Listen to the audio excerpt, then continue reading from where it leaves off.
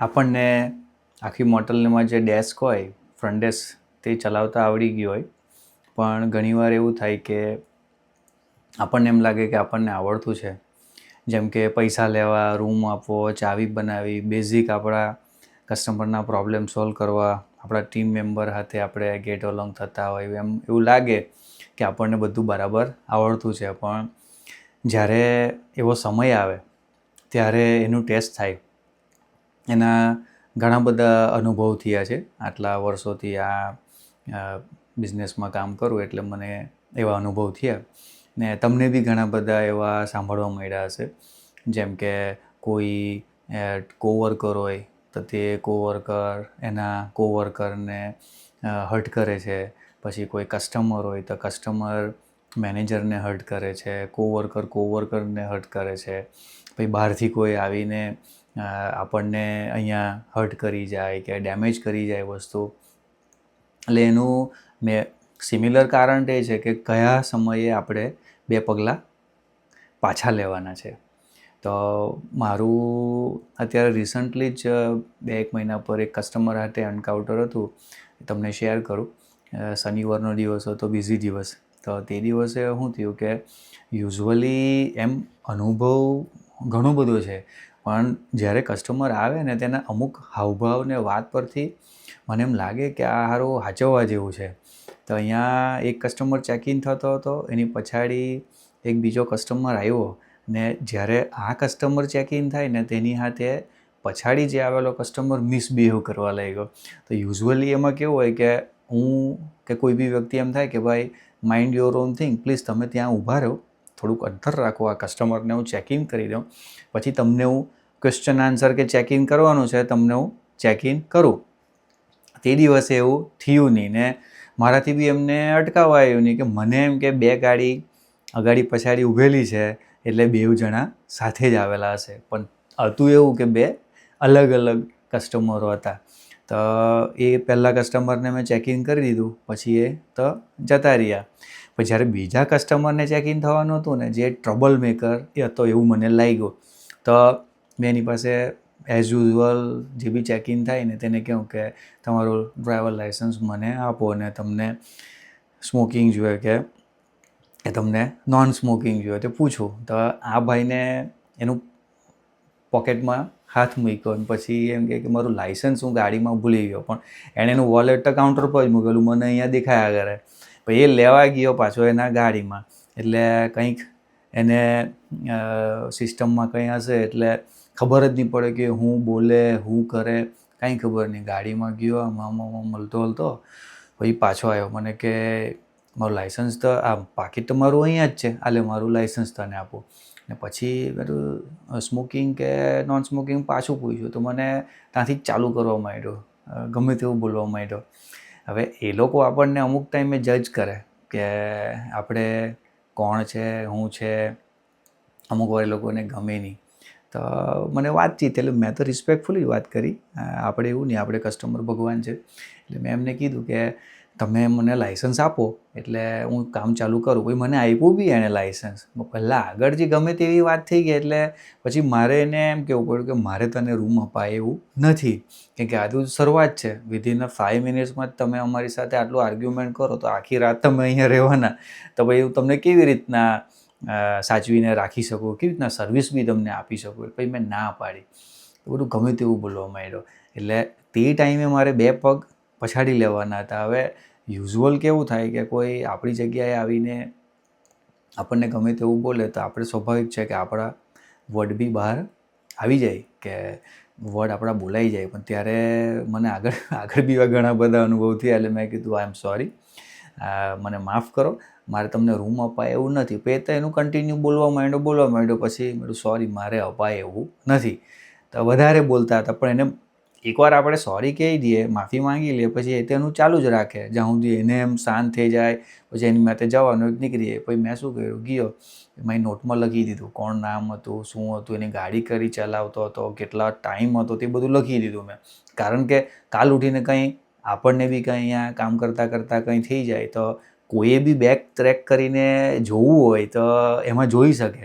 એટલે અહીંયા નોટ જ મૂકી દીધી કે ભાઈ આ ફલાણા ભાઈ આવે એનું આટલું આટલું છે, તેને તમારે રૂમ આપવાનો નથી ને નજર રાખવાની છે, અને આપણા રિપોર્ટ કરીને મૂકી દીધું. એટલે આવું થાય. એટલે આપણને એમ થાય કે ઇઝીલી વસ્તુ આપણને અહીંયા થોડુંક આપણે જાણી લઈએ એટલે કામ થઈ જાય, પણ સાવચેતી રાખવી બહુ જ જરૂરી છે રોજ. કારણ કે આખા અમેરિકામાં આટલી બધી મોટલો આપણા ભાઈ બહેનો બધા ચલાવતા હોય, પણ કેટલા બધા ઇન્સિડન્ટ થતા હોય ને ખાલી નજીવી વસ્તુઓમાં $5, $10, $50 એવા બધા વસ્તુઓમાં બધા ઘણા લોકોએ તેના જીવ બી ખોયા છે, નુકસાન બહુ બધું થયું છે. એટલે સાચવવાનું આ છે કે કયા સમયે આપણે 2 સ્ટેપ પછાડી લેવાના છે, ને એ જ મોમેન્ટ છે ત્યારે આપણો બી ટેસ્ટ થાય કે આપણે તે ટાઈમે શું કરવું. કારણ કે એટલું ક્યારે હું મનમાં ચાલતું હોય તે એની મનનું આપણને ખબર નહીં પડે ને આપણા મનનું એને ખ્યાલ નહીં આવે, પણ એ તો સ્વાભાવિક છે કે એને અંદર પોતાના કંટ્રોલમાં તો એ હું બોલે છે એની ખબર નહીં પડે, પણ આપણે જ સાચવવું પડે. કારણ કે આપણું સ્થાન તો આનું આ જ રહેવાનું. આપણે જે કામ કરીએ તે તો આ સ્થાન આપણું બદલાવાનું નથી. આપણે ફાટ દેખીને ચાલ લે તારા ધાબરા એમ કરીને બીજો કસ્ટમરને તો બીજી 50 જગ્યાએ જઈ શકે, પણ આપણે તો આ એકની એક જ હોય. એટલે આપણે જ સાચવવું પડે. જે આપણે લોકો સાથે વાત કરીએ એમાં તો આ તો કસ્ટમરની એક વાત થઈ. આપણા ટીમ મેમ્બરને બી ઘણા બધા કિસ્સા બનેલા હોય, આપણે એની સાથે બી કેવી રીતના વાત કરવી જોઈએ, તેમાં બી કેટલા સ્ટેપ બેક લેવા પડે તે બી આપણે અનુભવથી થાય. પણ તે બી રોજ લર્ન કરવું પડે કે ક્યારે નવું નવું શીખવા મળે. આમાં રોજ નવું શીખવા મળે. એવું નથી કે આપણે બધું આવડી ગયું છે, પણ શીખવાની તૈયારી રાખીએ બહુ મજાની વસ્તુ છે. ને આનંદ કરતાં કરીએ કે ભાઈ ધારો કે એક બીજી વાત કરું. એકવાર છે ને અહીંયા સવારની શિફ્ટમાં હતો તો ચેકઆઉટ ટાઈમ હતો. તો ચેકઆઉટ ટાઈમમાં શું થાય કે હું એમ બહુ જ મને પછી હસવું આવ્યું કે સારું મેં કેમ આને ડીંગલી કરી એવું થયું. કસ્ટમર જરાક એને ધૂનમાં હતો.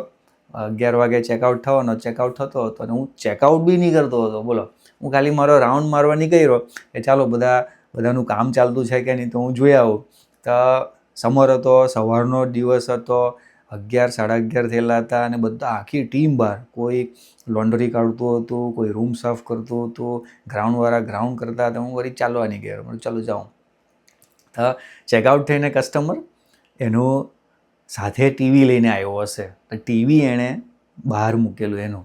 હવે મને એમ કે આ મોટલનું ટીવી, ને મારથી વળી એમ પૂછાઈ ગયું કે ઇઝ ધીસ ટીવી? ખાલી એટલું જ બોલ્યો મેં કે આ ટીવી એમ. એટલે મેં ખાલી એમ રૂમમાં જોયું, એમ દરવાજો ખુલ્લો હતો એટલે મને એમ કે ટીવી ઉતારીને ચાલ્યું આ ટીવી આપણું એમ કરીને મેં પૂછવા ગયો. તો પેલો એટલો બધો ખીજવાઈ ગયો, અહીંયા આવી ગયો કે તું મને સમજે હું. મેં અરે સોરી, મેં તને ખાલી મેં તને ડાઉટ નથી કરતો, મેં તને ખાલી ટીવી જોયું એટલે. હવે તારું તું ખાલી એમ કે ભાઈ તારું ટીવી છે પછી વાત પતી ગઈ. પણ કે ના, તે મને ઇન્સલ્ટ કર્યું એમ કે. માફી માંગી મેં એને બહુ વાર કીધું મેં આઈ એમ સોરી, મને મિસઅન્ડરસ્ટેન્ડ, મેં તને ખાલી પૂછું છું, તને બ્લેમ કર્યો નથી. હવે એ કસ્ટમર એટલો બધો બોલે, એટલો બોલે. હવે એ બોલે ને મને અંદર થાય કે સારું ભૂલ તો મારી થઈ છે. હવે મારથી એને એમ કે સોરી તો કેવું, પછી કેટલું સોરી કહેવાય. પછી મારે તો હસાય બી નહીં કે પાછા બે સ્ટેપ કરીને 15 સ્ટેપ પછાડી ચાલી ગયો. ને પેલા બધા ટીમ મેમ્બર આવી ગયા એટલે લડાઈ ઝઘડો ને એવું તો કંઈ નહીં થયું, પણ આવી નાની નાની વસ્તુથી લડાઈ ઝઘડો થાય. એટલે સાચવવાનું તો બધું બહુ છે. દરરોજ કંઈ ને કંઈ નવું શીખવા મળે, પણ તૈયારી રાખી છે એટલે વાંધો આવતો નથી. ને હજુ બી રોજ ઘણું બધું શીખવાનું બાકી બી છે, પણ ટ્રાય કરું કે આજે બધી આ તો રમૂજી સ્ટોરી તો નહીં કહેવાય, પણ આ સિરિયસ સ્ટોરી કહેવાય. પણ સિરિયસ બધા આવા ઘણા બધા કિસ્સા તે બી શેર કરું, ને રમૂજી બી ઘણા છે. કસ્ટમરને ધારો કે રમૂજી સ્ટોરી કહેવાની હોય તો એ લોકો જે આપણી પાસે માંગે ને, આ બિચારા અમુક વાર હવે આપણે નવા આવ્યા હોય તો આપણને અંગ્રેજી બહુ આવડે નહીં, તો ત્યારે એ લોકો આપણને અમુક રિક્વેસ્ટ કરે કે મને આ વસ્તુ જોઈતી હોય, તો આપણને ખબર જ નહીં પડે. તે લોકો આપણે કેમ ઈશારામાં સમજાવી, હવે કેવી રીતના ઈશારો કરે, કેવી રીતના આપણે દેશી માણસ સમજી જઈએ, તે બી ઘણી બધી રમૂજી સ્ટોરી છે. તે આવતા વિડીયોમાં સમય મળે તો કેવું હું. Thank you for listening. આ પટેલ મોટેલ ડાયરીમાં આવા ઘણા બધા ઇન્સિડન્ટો તમને કહું કે રમૂજી સ્ટોરી કહું, કેવી રીતના 24 કલાક 7 દિવસનો શો ચાલે એ હું તમને જણાવવાનો પ્રયત્ન કરું છું. આઈ હોપ તમને ગમે, ને ગમે તો ખાસ સબસ્ક્રાઈબ કરજો ને આવા ફ્યુચરમાં ઘણા બધા વિડીયો શેર કરશું. મળીશું પાછા. Thank you.